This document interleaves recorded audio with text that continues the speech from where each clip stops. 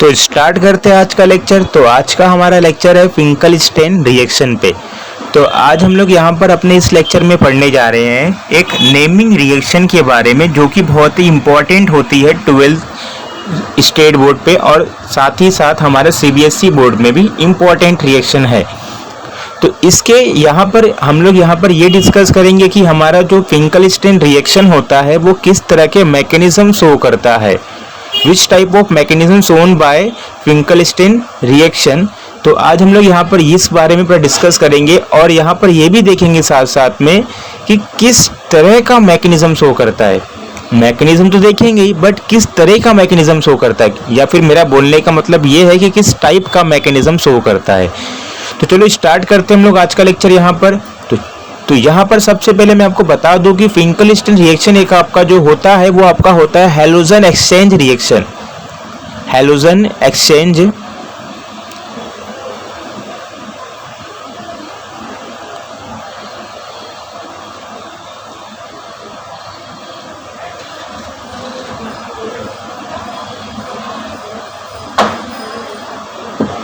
तो ये रहा हमारा हैलोजन एक्सचेंज रिएक्शन। ओके, तो आपके मन में सबसे पहला डाउट जो उठेगा कि ये हैलोजन एक्सचेंज रिएक्शन जो है हमारा वो होता क्या है।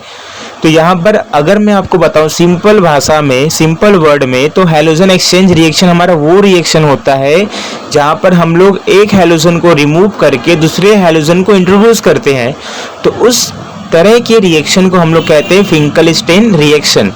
ओके, चलो फिर हम लोग यहाँ पर बात करते हैं इसके रिएक्शन की मैकेनिज्म।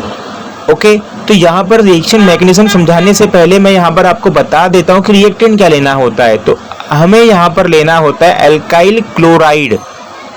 तो हम लोग यहाँ पर लेने जा रहे हैं एल्काइल क्लोराइड। चलो क्लोराइड। तो अब मैं इसका स्ट्रक्चर ड्रॉ कर देता हूँ। देखो एक C यहाँ पर आपका है और आपका एक H यहाँ पर ले लो, और ये आपका CH3 ले लो या फिर H ले लो, जो भी आपको लेना है, फिर H ले लो।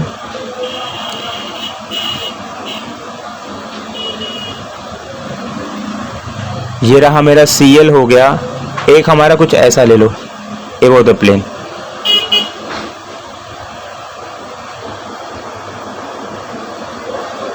CH3। ओके, चलो तो अब ये हमारा रहा रिएक्टेंट और इसे हम लोग कहते हैं हमारा इथाइल क्लोराइड। ओके, क्योंकि आपको यहाँ पर देखने मिलता रहेगा साफ साफ 2 कार्बन दिख रहे, एक और ये 2। ओके, तो अब हमें यहाँ पर ऐड करना होगा NaI। इसका नाम होता है सोडियम आयोडाइड। ओके, चलो तो अब हम लोग यहाँ पर यूज करना होता है acetone as a solvent, COCH3। और आगे यहाँ पर क्या होगा, आगे होता ये है आपका, एक मिनट मेरा रिकॉर्डिंग चेक कर लेता हूँ एक दो। कंटिन्यू है। तो देखो ये रहा हमारा एसीटोन। अब मैं इसके बारे में कुछ आपको बात बता देता हूँ कि एसीटोन जो आपका होता है और हमारा जो होता है वो आपका होता है पोलर अप्रोटिक सॉल्वेंट। अब आपके मन में सबसे पहला डाउट ये आएगा कि सर पोलर तो मतलब समझ में आ गया कि जहां पर आपका डाइपोल जनरेट हो। ओके, बट सर ये समझ में नहीं आ रहा है कि अप्रोटिक का मतलब यहाँ पर क्या होगा। तो अप्रोटिक का मतलब ये होता है जो कि आपका प्रोटॉन डोनेट नहीं करता है। ओके, मतलब जिसके पास एसिडिक प्रोटॉन नहीं होगा। ये सिंपल भाषा में अगर कहूँ तो जिनके पास एसिडिक हाइड्रोजन नहीं होता है उन्हें हम लोग कहते हैं अप्रोटिक सॉल्वेंट। ओके, तो आपका एसीटोन कुछ उस तरीके का होता है। और यहाँ पर देखो अगर मैं बात करूँ न्यूक्लियोफाइल की, तो यहाँ पर आपके पास जो न्यूक्लियोफाइल होता है कुछ I- होता है। ओके, चलो तो आपको मैं यहाँ पर सबसे पहले एक बात बता दूँ जो बहुत इंपॉर्टेंट है। जो आपका I- होता है ना, ये बहुत ही बेटर और बहुत ही अच्छा न्यूक्लियोफाइल होता है। न्यूक्लियोफाइल होता है। ओके, तो चलो, जैसे मैंने ऐसा आपको बोला तो आपके मन में क्वेश्चन ये आएगा कि सर ये अच्छा ही आपने क्यों बोला, बेकार भी तो आप बोल सकते थे। तो अब यहाँ पर हम लोग इसके रीज़न को समझते हैं। तो देखो, अच्छा मैंने इसको इसलिए कहा कि देखो आपको पता होगा कि न्यूक्लियोफाइल मतलब वो होते हैं जिनके पास क्या हो, इलेक्ट्रॉन ज़्यादा हो। तो अगर मैं बात करूं जो आपका है ये आयोडीन है, ये आपका ग्रुप नंबर 17 ग्रुप है, उसका ग्रुप नंबर 17 का एलिमेंट है। और ग्रुप नंबर 17 एलिमेंट के पास आपका टोटल 7 वैलेंस इलेक्ट्रॉन होते हैं और एक इसने गेन किया है। तो यहाँ पर अगर देखा जाए तो इसके पास 3 लोन, कितना हो जाएगा आपका, अगर एक लिया रहेगा तो आपका 8, तो इसके पास तो 4 लोन पेयर है। ओके, 4 इसके पास क्या है, लोन पेयर है। क्लियर? तो ये इसके पास इलेक्ट्रॉन डेंसिटी बहुत ही ज़्यादा है। ओके, तो ये बहुत ही अच्छा न्यूक्लियोफाइल या फिर स्ट्रॉन्ग न्यूक्लियोफाइल की तरह काम करता है। चलो, इतनी बातें हो गई क्लियर। अब क्या होगा देखो, तो जैसे ही मैंने आपको कहा कि पोलर अप्रोटिक और स्ट्रॉन्ग न्यूक्लियोफाइल आपको दिखा, तो आपके मन में तुरंत एक ये आना चाहिए कि ये जो रिएक्शन होने वाली है ये SN2 से होगी। क्योंकि SN2 में हम लोग ने क्या पढ़ा था, SN2 में हम लोग ने पढ़ा ये था कि अगर आपको सॉल्वेंट अप्रोटिक दिया रहे पोलर और आपको जो न्यूक्लियोफाइल स्ट्रॉन्ग दिया हो, तो वो तुरंत ही आपको क्या वहाँ पर होता है, SN2 मैकेनिज्म होता है।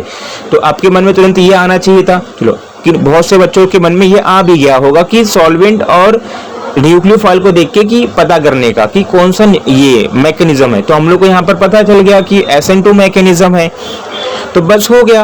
और SN2 मैकेनिज्म आपको सभी बच्चों को पता होगा कि यहाँ पर क्या होता है, इन्वर्जन होता है। अब इन्वर्जन का मतलब क्या होगा, चलो इसकी बात भी क्लियर कर लेते हैं। इन्वर्जन का मतलब वो होता है कि अगर आपका रिएक्टेंट पे जो लिविंग ग्रुप है, अगर मान लो बिलो द प्लेन है, हमारा कहाँ पर है, बिलो द प्लेन है, तो जो आपका कमिंग न्यूक्लियोफाइल होगा वो कहाँ होगा, उसके अपोजिट में आ जाएगा। अपोजिट मतलब क्या होता है कि अगर लिविंग ग्रुप आपका बिलो द प्लेन है तो जो आपका कमिंग ग्रुप होगा वो आपका एबो द प्लेन आ जाएगा। बस इतनी सी बातें आपको याद रखनी है। तो मतलब यहाँ पर जो आपका बनने वाला कुछ ऐसा बनेगा, देखो C ये H और आपका यहाँ पर क्या आ जाएगा, सॉरी 1 मिनट,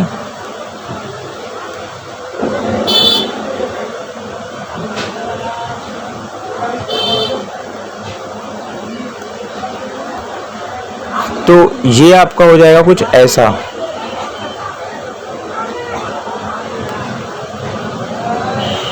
I और बाकी जो आपका क्या हो जाएगा, ये CH3, ओके, प्लस NaCl, और ये आपका प्रेसिपिटेट के फॉर्म में हो जाएगा। ठीक है, तो ये था हमारा फिंकल-स्टेन रिएक्शन। ओके, तो कुछ ऐसे तरीके से हमारा होता है फिंकल-स्टेन रिएक्शन। तो अगर आपको समझा होगा तो प्लीज़ वीडियो को कमेंट करिए, मेरे वीडियो को लाइक करिए और जितना हो सके उतना शेयर करिए। ओके, मिलते हैं अगले लेक्चर में अगले मैकेनिज्म के साथ।